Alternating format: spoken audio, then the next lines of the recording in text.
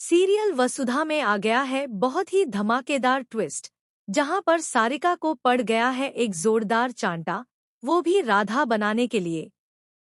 जी हाँ, असल में होता कुछ ऐसा है कि एक तरफ मासा ने जो राधा के कपड़े दिव्या के लिए दिए होते हैं, उसके बारे में सारिका को पता चल चुका है।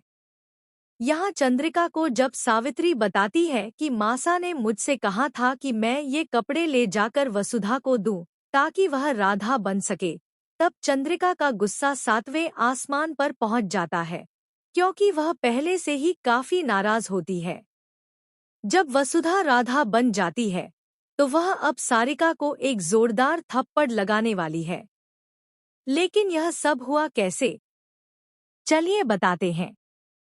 असल में वसुधा तैयार हो चुकी होती है। तभी अविनाश देखता है कि ये तो दिव्या जी के कपड़े हैं, जो वसुधा ने पहने हैं। इसके बाद वह अपने कपड़े अपने भाई को दे देता है और कहता है, दादा, आज आप कृष्ण बनोगे। जिसके बाद देव कृष्ण बन जाता है और वसुधा राधा।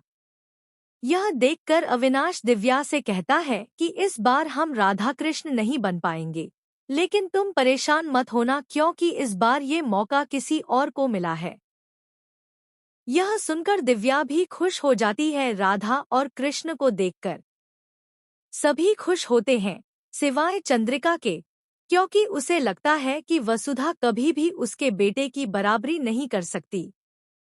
जब चंद्रिका उसे रोकने जाती है, तभी एक महिला उसे रोक लेती है और कहती है कि इसमें भगवान की मर्जी है, तुम परेशान मत हो।